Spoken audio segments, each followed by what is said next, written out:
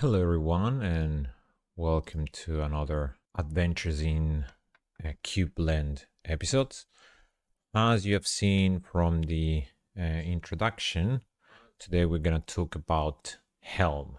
Adventures in Kubeland is a series of streams that then gets uploaded to YouTube. So if you're watching this on YouTube, please like and subscribe about Kubernetes and all its ecosystem.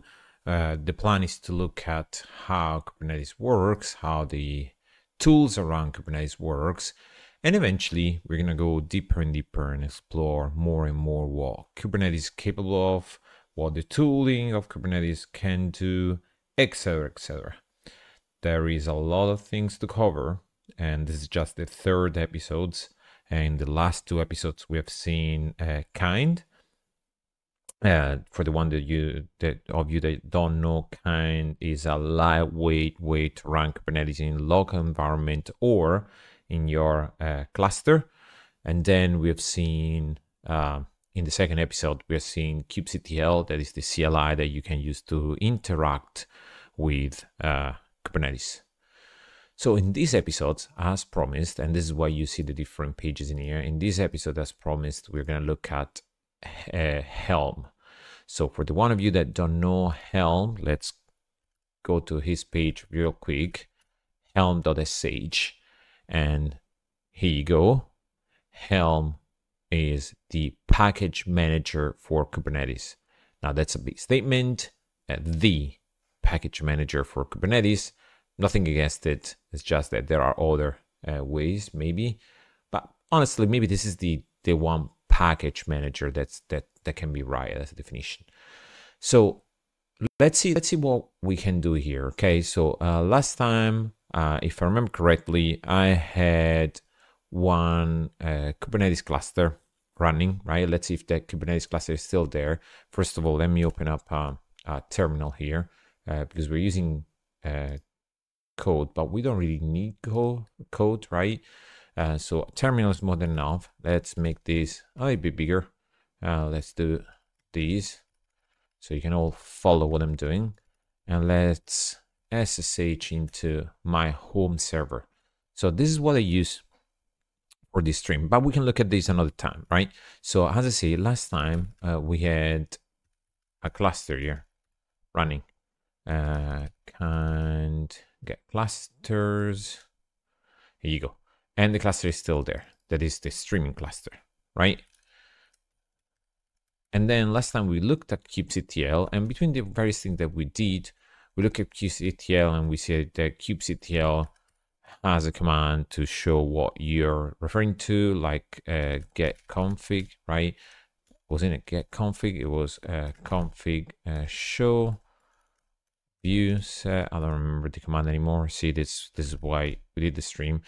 View, and in here we can see what configuration we have and so on, right? In this case, I believe that my kubectl still pointing to the stream server, to the streaming cluster, since I haven't done much there, right? So kubectl get pods.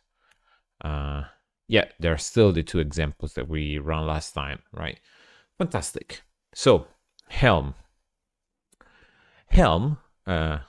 First thing off is a CLI tool itself, right? So you can run Helm in your machine as a CLI tool. If you go to the get started and you go to installing Helm, you will see that you can actually install it as a binary, right?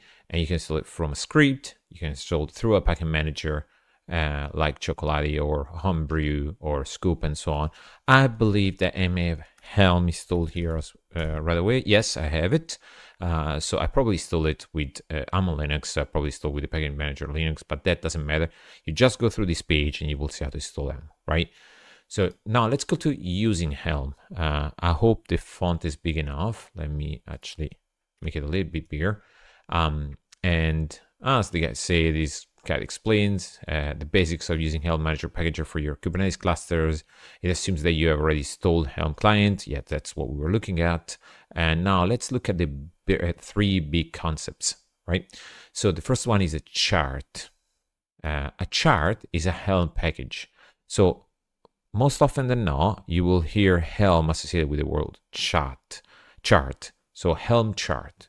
It contains all the resources definition necessary to run an application, tool, or service inside a Kubernetes cluster. Think of it like the Kubernetes equivalent of a homebrew formula or a apt dpkg or a yum rpm file. So chart is a package, right? A helm chart is a package. A repository is a place where the charts can be collected and shared. It's like Perl cpan archive or the Fedora package database or the Kubernetes, but for Kubernetes packages. So you create a chart and then you're gonna have to publish that in a repository, right? A release is an instance of a chart running in a Kubernetes cluster. One chart can often be installed many times into the same cluster, and each time it's installed, a new release is created. Consider a MySQL chart. If you want two databases running in your cluster, you can install that chart twice. Each one will have its own release, which will in turn have its own release name. Interesting. So release. With this concept in mind, we can now explain Helm like this. Helm installed charts into Kubernetes, creating a new release for each installation. And to find new charts, you can search Helm chart repositories. So let's start from the Helm chart repositories, right? But I want to show you later on what Helm can actually do for you without even talking about charts, without even talking about repository, right? And not even talking about release, because Helm has another concept that to me is quite interesting. But first of all, Helm chart repositories. So if you look at the top here, right? If you look at the top bar in the menu, you will see that there is a charts and it's pointing to something external. If I click this one, you will see that points to Artifact Hub, right? The Artifact Hub is a way to find, install, and publish Kubernetes packages. So this is the famous repositories that the documentation was talking about, right? So in this case, if we search something here, and I remember that the other guy was naming MySQL, right? If I search for MySQL, here you go, right? You can find MySQL in here. And MySQL obviously is present in multiple, as you have seen in the search maybe, but MySQL is present in multiple repositories. And you can see the repositories here, right? So keep in mind, bear in mind that everyone or almost everyone can create a chart and you can publish it in one repository. So one thing that you want to be careful about is trusting the chart, right? And trusting the repository. In this case, you can see that the verified, the publisher is verified, 3 production users, and there is also an image security rating. For others, that's missing, right? So look around. Bitnami is quite a trustworthy, I would say, chart. So if you search for Bitnami, if you don't know about it, but Bitnami, that's owned by someone pretty famous, if I'm not mistaken. The company, yes. So I remember correctly, right? This is owned by VMware and maintained. See, Bitnami by VMware and maintained by VMware. So that's why it's probably the most trustworthy registry in the list that I saw before. Now, again, this is a way to find charts, right? So the benefit of using Helm is that you can install external charts and you probably can install MySQL without having to maintain all the Kubernetes resources yourself. So if I click here, and if you go down the MySQL chart, you'll see that there is documentation for it. There are commands, right, on how to do this. And the first command is helm repo add, and then there is a name, and then there is the link to this repository, right? Now, don't look at this, look at the link of the repository. There's one here, right? And in theory, why is it not working?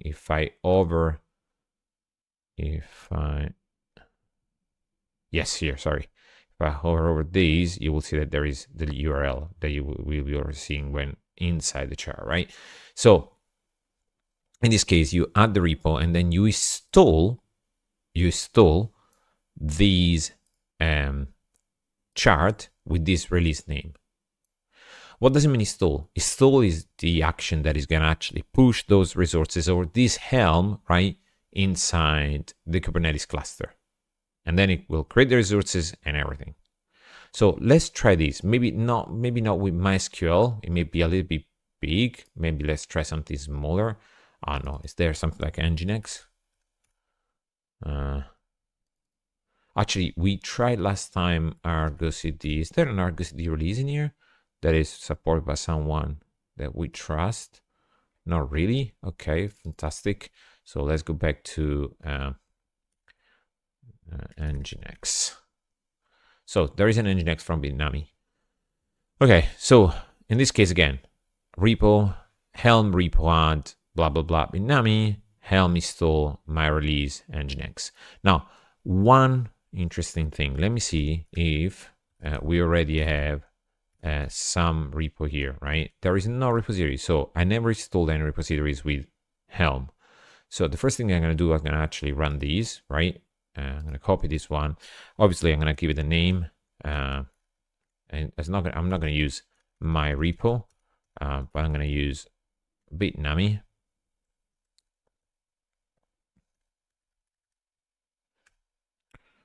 There you go. And now you want to do helm install. Oh, one thing to keep in mind when you do helm install is actually going to use the default namespace you are in. So the namespace that is pointed by your configuration. You can change that. You can see that there is a parameter in here, right? When I run helm, you can change that with dash namespace or -n. In this case, I don't know, right? I can use the default one. It doesn't really matter to me. So in this case, I'm going to do helm install, and then I'm going to call it Nginx. That's the release name, remember, right? It's this part here. And then I'm going to use Bitnami. That's the name of the repo, the name that you gave it in here. In my case, it's Bitnami. Yep. And then I'm going to do Nginx. So when we run these, you'll see that it's actually telling you, okay, so this helm has the name Nginx. It was last deployed.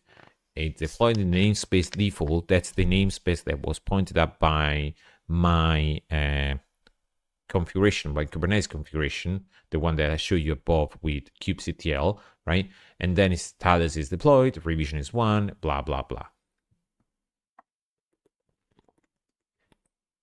Now, look at the next message, right? Please be patient while the chart is being deployed. What does it mean? It means that this action will take some time. Obviously, it will take some time, right? The Kubernetes works this way. You deploy stuff and then you wait for that stuff to reconcile. Okay? What it's telling you, it may take a few minutes for the load balancer IP to be available. Watch the status of the service. The service is in here. Now, I don't remember if I have this configured correctly in my kind cluster, so I don't know what's going to happen with this, but you see that the external IP is pending, right? So it's possible that this thing is going to fail. But I mean, for the sake of looking at the Nginx Helm chart, that doesn't really matter, right? It doesn't really matter if the resources are going to be up and running correctly. We can do another episode of this explaining how to configure the external IP or the load balancer functionality in kind. But if for this one, what we can do kubectl get all, right? And I can show you that with that command, with just helm install, right? You'll see that there are multiple things deployed in here. There is a pod, right, for Nginx that is running, right? There is a deployment for Nginx that is actually commanding this pod. And that is another thing that we will see in the future, right? We can actually see the relationship between resources in here. There is a replica set, again, the deployment replica set pod, and then there is a service, right? Type load balancer. So in theory, this Nginx Helm chart should contain those resources. How can we know if that is the case? So again, let's go back to this, right? And you will see that there is in here, if I remember correctly, there should be a way to see what's inside the chart. So here you go, right? So those are the time, the value schema. Those are the default values. I'm pretty sure there was another link in here with the templates. Is it gone? Interesting. I thought it was there. Okay, never mind. So how do we know what's inside the Helm chart? So one thing that we can do, we can actually look at the source code, right? So if you look at these, somewhere in here, so this is why we're learning this together, right? It's been some time since I looked at this website, and it looks like it's, here you go. So it's down here, right? You can look at the source code, assuming you trust this link, right? But in theory, most of the time that should be okay. So what we have in here, we have the Nginx, 123, Docker. What is this? Source package. Where are the templates? Really? So let me make this a little bit bigger for you.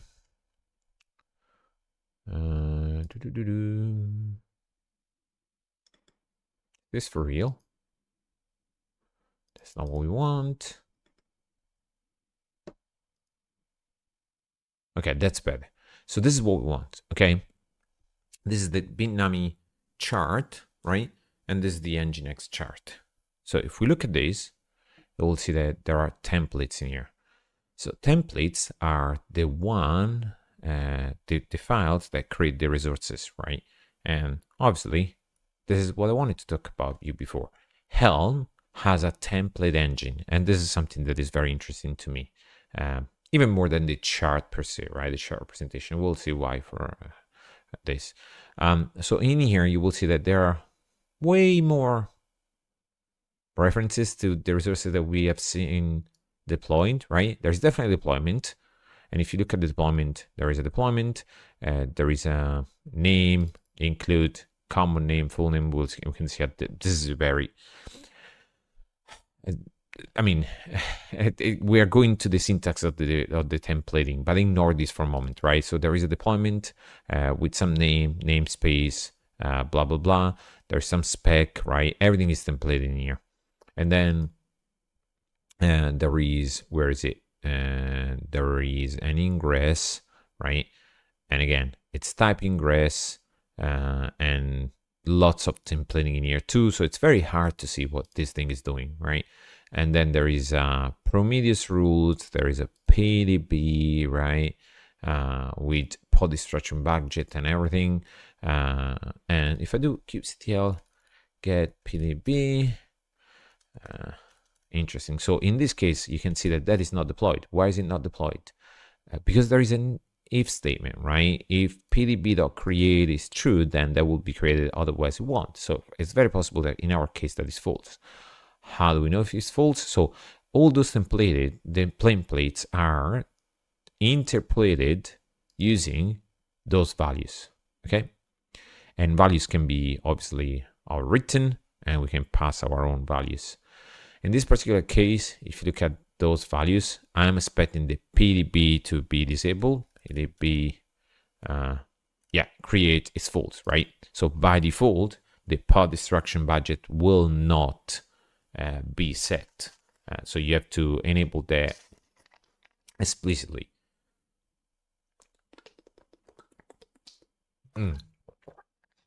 So let's actually see how we can do that. Is there a way to pass values from the command line? Can we actually do that? Remember, we're learning together, right? So let's see if this is something. So last time I've done it, I stole it this way, right? So if I do -help, what is it gonna tell me?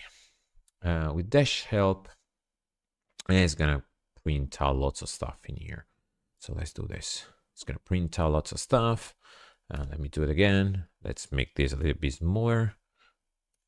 Can I? Otherwise, I can use ls for this, but okay.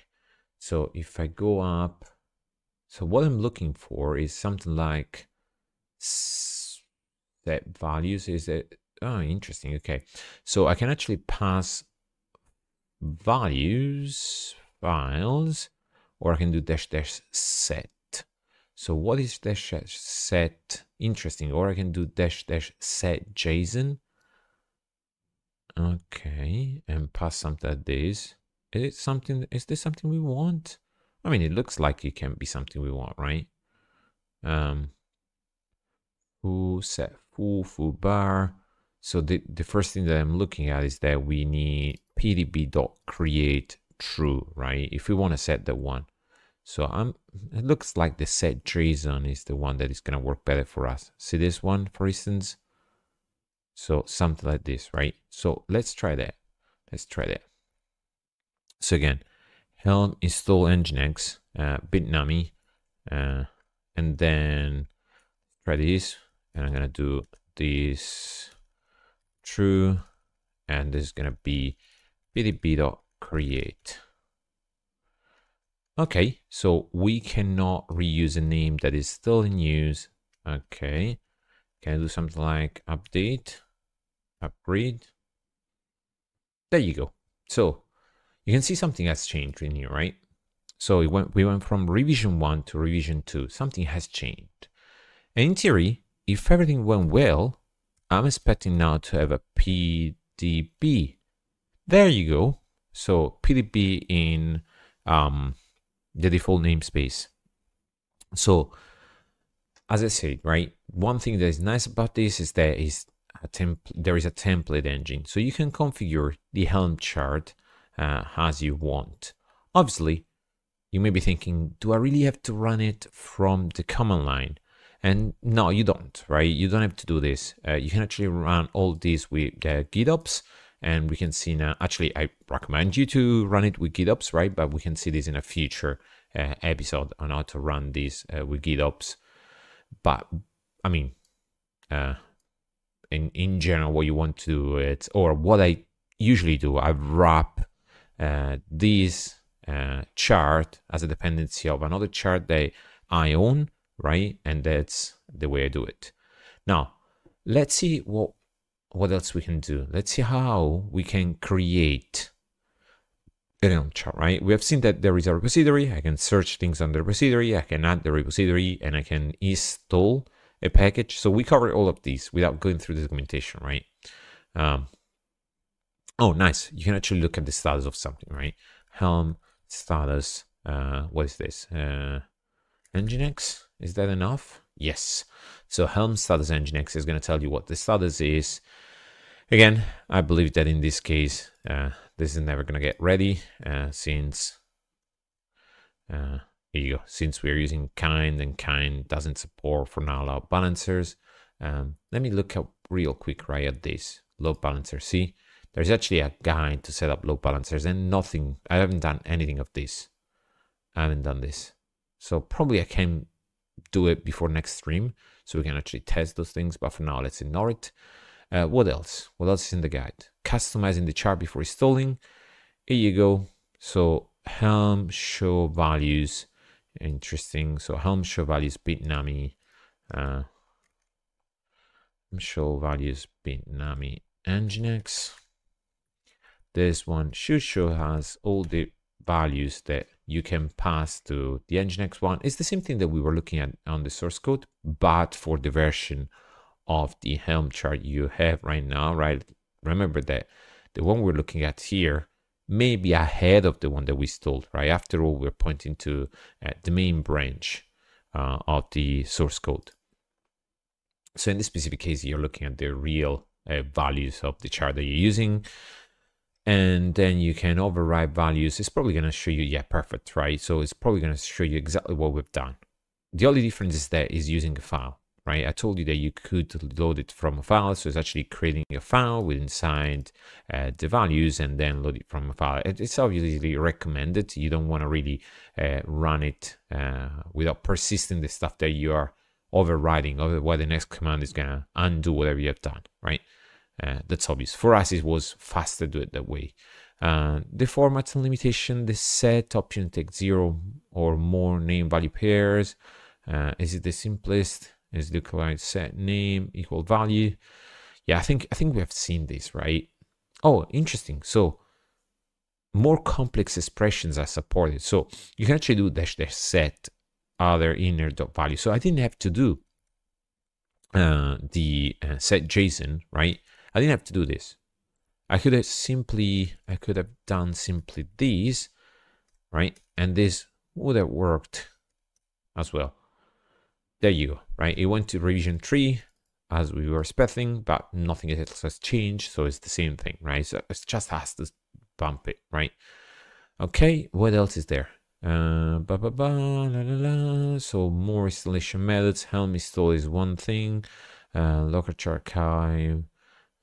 Okay, so helm install command install from several sources: a chart repo, a local chart archive. So you can actually install it from a tar.gz, an unpacked chart directory. Oh, interesting. So you can put it to a directory. You don't have to have a chart per se. Okay, we will see these later on, right? We'll see this during the string. We have another 30 minutes, and I believe I can cover these in the next 30 minutes easily. Well, I hope so, at least. And then there is helm upgrade, helm rollback, upgrading a release and recovering from failure. Okay, so when new version of a chart is released, or when you want to change the configuration of your release, you can use the helm upgrade command. An upgrade takes an existing release and upgrade it according to the information you provide. So this is what we have seen, right? So I've tried to do the install before, and obviously that failed, right? When I've tried to do this, there you go, right? So you're reusing a name that is still in use. In this case, it's the Nginx name. So I don't want to do this.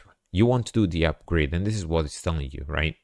Now, what else is interesting for us is that you can also do the rollback. So the helmback command is a useful tool for looking at a release in the cluster, and as we can see above, so we can actually do helm get values, but as you can see, it shows that our new values from Panda were deployed to the cluster. Okay, I'm not sure what this means. So if I use get values of Nginx. Okay, interesting. So it's going to tell me exactly what has changed, right? On the wherever the new settings took effect. Interesting, right? So if I pass something different, helm get values is going to tell me what has changed. Let's suppose that I don't want this anymore. I can actually roll back to a previous revision. That's interesting. So if I actually do rollback, remember that both revision 2 and revision 3 have the same exact changes, right? So we want to go back to revision 1. Yeah, nice. So this is rolling back, and if I do get values, there you go. User supply values are null. So we're actually back, right? Helpful options for install, upgrade, and rollback. There is a timeout, there is a wait, there is no hooks, and recreate pods. Okay, this is something we can look at. Well, we can look at in the future. There is the helm uninstall that is gonna uninstall the helm chart and all these resources. So let's try that. Nginx uninstall, fantastic. So now if I do helm get and then values Nginx, yes, so there is no release Nginx in there, right? Helm list, there you go. So helm list is going to show you the helm release releases installed in the current namespace. Don't forget that, right? It's pointing to a namespace. In this case, is the default namespace.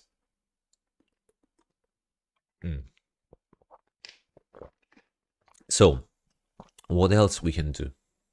As I say, we have another 30 minutes. So let's see what we can do with those 30 minutes. We stole the chart. You can actually do dash all to see. Okay, in previous version of Helm, when a release was deleted, a record of its deletion will remain. In Helm 3, deletion removes the release record as well. If you wish to keep a deletion record, a release record, use Helm install keep history. Interesting. Using Helm list uninstalled with all the show releases that were uninstalled with the keep history. So what we're saying is that if I do uninstalled, yeah, so there is nothing there. But if I try to install Nginx again, like this, but I remove it with keep history. Keep history. Oops, sorry. Nginx. And now if I do list, there is nothing, but if I do list dash dash uninstalled, here you go, right? And it's going to tell me what? It's going to tell me the namespace. It's going to tell me that is uninstalled. Is it going to tell me when? Updated. Probably is the updated one. Is it the updated one? Yeah, it probably is. Okay, interesting. Let me go back to this. And if I do helm list all, we show you all release record that the helm has retained, including records for failed or deleted items. Interesting. So if I do helm, yeah, okay. No, that because releases are now deleted by default, it will no longer possible to back and install release. Fine, yeah.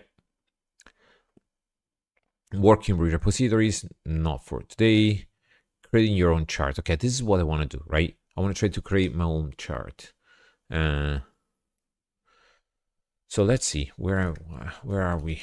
Let's go into the code directory, and if I do helm create example chart, there you go. So you can see that now in the example chart, we have a folder that looks like this, right? Fantastic. So what this does, it creates a charts folder, a chart.yaml, templates, values.yaml, and helm in your file, right? In your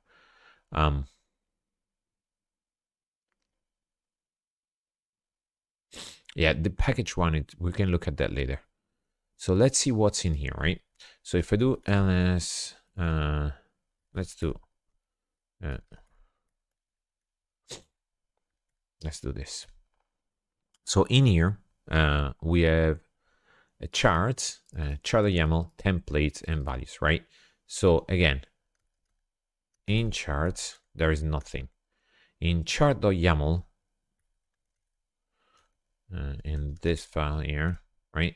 There is a configuration for this chart, or there is at least the name of the chart, the description of the chart, the type of the chart. A chart can be a library, can be either a library, sorry, or an application, right? There is the version of the chart, and there is the API version, the app version. What I care about most is the templates, right? And the values. Templates, as we've seen, are the files that can be interpolated with the values. Yeah. So let's suppose that you're building something for your Kubernetes clusters, and yeah, let's suppose that you want to build, I don't know, something that you want to install multiple times. Let's suppose that you don't even want to release those things, right? You want to just use it for yourself, but you have to reinstall the same thing multiple times, or you want to reuse some components or something like that, right? So that's what you want to do. You want to change the content of that templates to template the parts that you want to change, right? If there is a template name, if there is a name for a resource or whatever, right? Let's look how that works. There is a command that is going to show you what the output of this is going to be, and that is helm template, right? Helm template. If you look at this, right? Let's go up. So render chart template locally and display the output. Yeah. So any value that will normally be looked up or retrieved in cluster will be faked locally. Additionally, none of the server-side testing and chart value, whatever is done. Obviously, we're rendering this locally, right? So helm template name chart. So if I do helm template name, this is an example, and the chart is in the local folder. There you go, right? So what this does, again, it takes the content of the you'll see that there is a values file, and interpolates those files with the values in values files. And the output is quite extensive. So there is a service account, there is a service, and there is a deployment, and there is pod. Yeah. So in this case, the name is this one, right? I'm going to show you why the name is this one, but we can maybe if do we have time today? Maybe today, yeah, maybe next time. Is deploying basic box. What else is there? There is deployment that is trying to deploy Nginx, yeah. And what else? There is a service account, and there is a service. There are a bunch of labels, etc., right? But this is the idea. You can even write tests for those Helm charts, right? And now, if you want to change something, you just go into the values, and you'll see that this is just a YAML file as everything else. You can change things in here. Those are the default values. Yeah. So let's look at the example of the why a deployment has that name. So if I go into template, deployment, see, there is another time they include one. So for to look at those things, right? To look at the templating, there is actually a complete guide in here. That is the chart template guide. And if you go in here, you will see that there is a chart, describe the chart guide, right? The templates directory is for template files, where Helm evaluates a chart, will send all of the files in templates directory through the template rendering engine.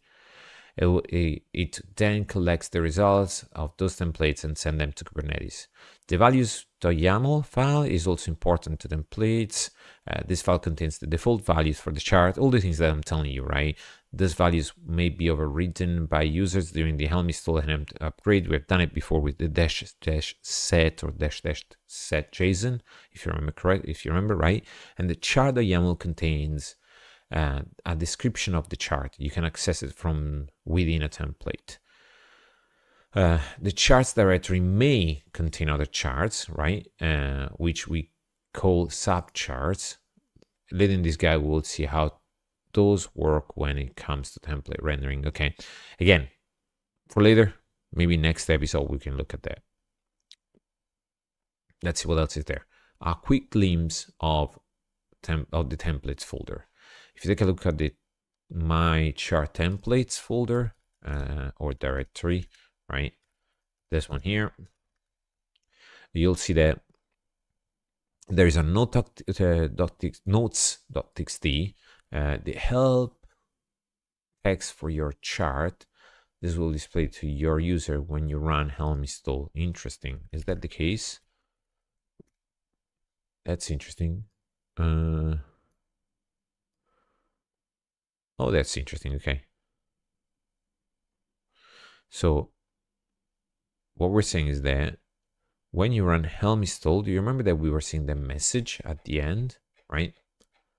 We were seeing this message here. Yeah. So it's this message here. What they're saying is that it comes from the notes.txt. So if we go back to the chart in here, we look at templates and notes.txt. There you go. That's where we see the name, the chart name. So again, see, this is probably a version that is not the same that we have deployed, right? There seems to be way more things in here. So is this something like different release? Ooh, is this the right source code even? So this is what I'm talking about, right? You may be looking at two different things. You may be looking at dependency. Oh, that's interesting. That's very interesting. But you get the point, right? You get the gist. So notes.txt may be important to you. When you install the package, the Helm chart, you'll see that rendered at the end of the Helm install. Deployment.yaml, basic manifest for Kubernetes, service.yaml, blah, blah, blah. Helper.tpl, a place to put template helpers that you can reuse through the chart. Okay, whatever, right? So what you're gonna do is remove them all. That way we can work through our tutorial from scratch. Obviously, right? Most of the times you won't need those things, right? You're gonna delete all of that and you're gonna build your own template. We can actually go through these if you want. And this is a perfect example of something that I could have done myself, but since there is this one, right, we're going to remove everything. I'll probably remove everything and keep the notes, but in this case, it wants us to remove everything. Let's remove everything. So if I do this, let me go back to the previous folder, so rm-rf, templates, asterisk, and there you go. And then I'm going to create a config map. So they want me to do template config map, the YAML, and there you go. We can copy this content here, right, in the config map itself. I don't know if I do this. There you go. So template names do not follow a rigid name pattern, where we can recommend using the suffix .yaml for YAML file and TPL for helper. The YAML file above is a bare bone config map having the minimal necessary fields. In mutual the fact that this file is in the directory will be sent through the template engine. That's fine, right? That's right. And so if I do helm, so this suggests us to run the install and to install this, but we're not going to install it. We're just going to run the template command and see what the output is this time around. There you go. So you can see that something is happening here, right? Something that I didn't realize it was happening before. There is a source added to the template as a comment, right? And that's interesting. So it's going to tell you exactly where this resource is coming from, which file is creating this. That's an interesting functionality, and that's something that I actually have done myself in one of my personal projects, so I really like it. The release actual template was loaded. Okay, interesting. Helm get manifest full curl. So you can actually, once you install something, you can actually get the manifest, right? So there is one thing that we can do. We can go back and reinstall the Nginx from above and then try to get the manifest. Sorry if I'm jumping back and forth, but I'm very curious to see this Nginx. Oh, okay, I still have it. So helm get manifest from Nginx. There you go. Doesn't really help us much, does it? No, because it's not going to show us the notes.txt. That's the one that I care about. Okay, never mind. Let's keep going. So the helm get manifest command takes a release name and prints out the Kubernetes resources that are uploaded to the server. Obviously, right? It's not going to show us the rest, just the one uploaded to the server. Now let's add a simple template call. So using a static template like the one that we've done here doesn't really bring us much, right? Yeah, you can put multiple resources, right? Link multiple resources and give it a name. So it's gonna be used with the helm, and it's gonna have a name, and it's gonna have a revision. So there is something nice about it, but the real nice part becomes when you start using a template for this. So what you can do, you can actually do a double curly bracket dot release dot name, right? And when you do this, this value will be interpolated. So the name is limited to 63 characters because of the limitation of the DNS system. For that reason, release names are limited to 53 characters. Kubernetes 1.3 and earlier limited to 24, whatever, right? So the big change comes in the value of the name field, which is now blah, blah, blah. The template directive injects the release name into the template. The values that are passed into the template can be thought as a namespace object where the dots separate each namespace element. Okay, if you're familiar with templating, right, in general, this is the way you use most of the templates. Nothing magical about it. The thing that you have to know is that release object is one of the built-in objects for Helm, and we will cover it more in depth later. Thank you. So you're not giving me the information I wanted to keep to you. They're not giving it to me. But in general, that's something that is already provided to you, right? So what they're saying is that in reality, if we look at the values.yaml, we will not find release in here. And that's not even a thing, right? We will see why, because even to point to this, you can actually not do dot image per se, but you actually have to prepend that with dot values.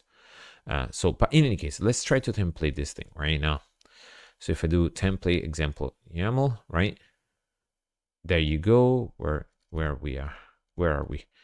Sorry. So config map release.name, see this release.name, right now the release.name is example. Now you may notice that before it was my chart and now I moved to example, and example is just the release name that I'm passing here. So if I do example 1, there you go, see, ABC. Okay, so we've seen us to do some basic interpolation. Now, as I told you, that's not what we want to do. Most of the times we will actually use the values. So on the release, there are some built-in objects, right? So release is the one that we're using, and the release.name is the typical one, right? Release.name is going to be always there. What else is there? There's the release.name, there's the release.namespace, and there is easy upgrade, easy install, revision, and service. So let's try something here. So let's say that if I want to do, 1 second. Let's say that I want to try to put a namespace in here, right? So what I want to do something like this, namespace, and then I want this namespace to come from the release. Namespace, right? Like this. Let's see what's gonna happen if we do this. There you go. See, the namespace is now default. But do you remember that I told you that you can change namespace, right? If I do this, and there you go. Now the namespace is mine.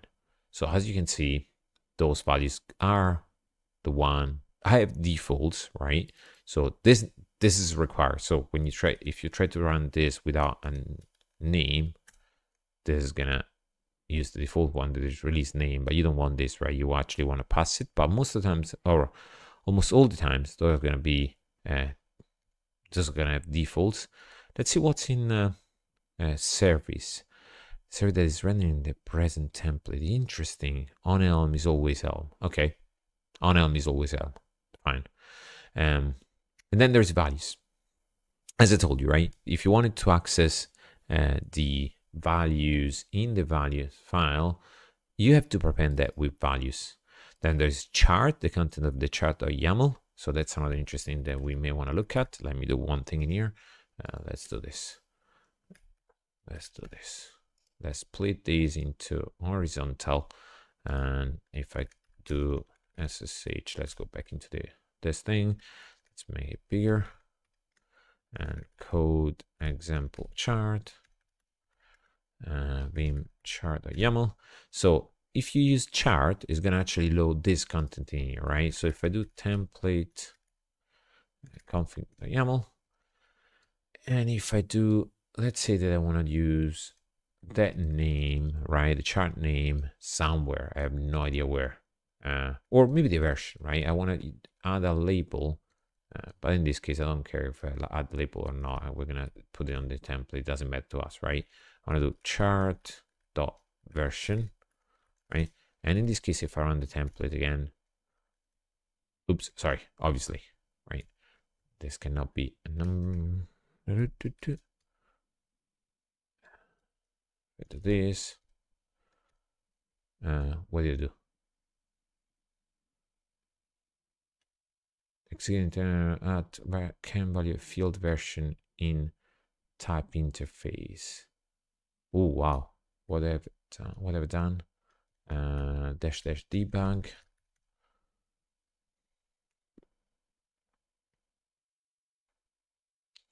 Interface. I've done something wrong. Chart dot version. Why is it? Oh, interesting. Why is it uppercase in here, but is it lowercase in here? Does it have to be uppercase?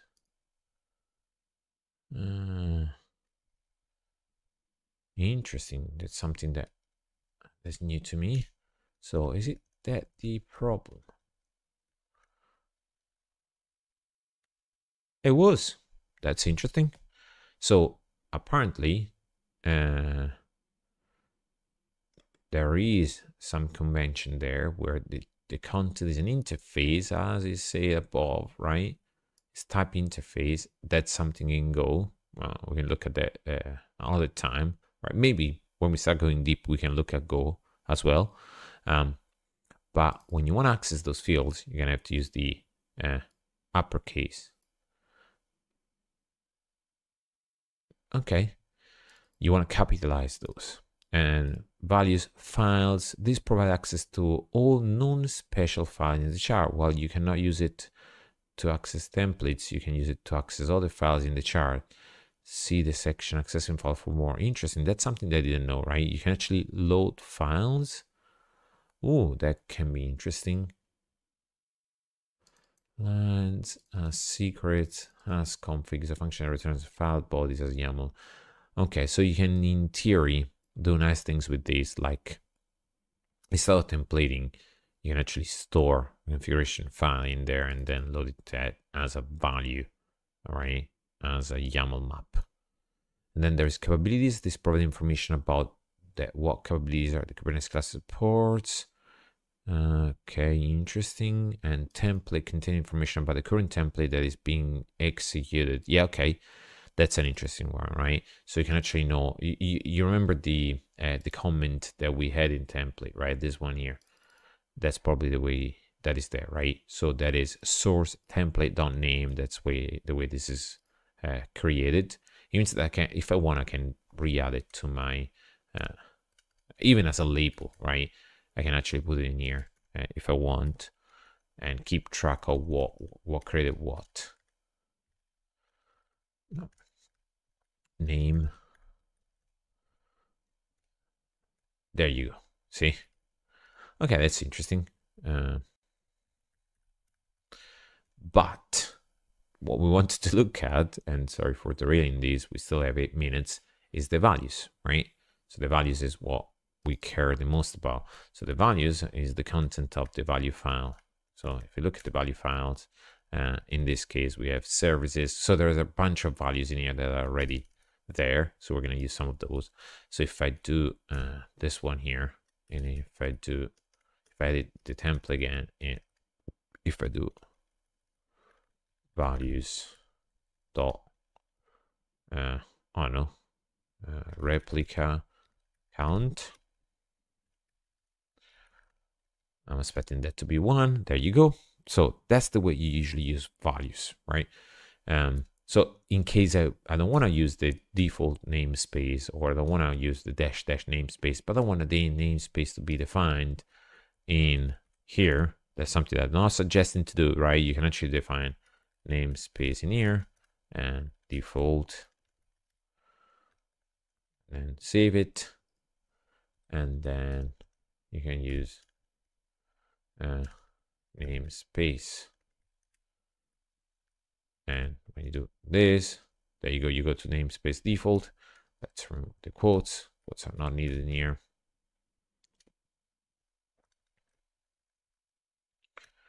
And there you go. Now, this is a very basic template, though, right?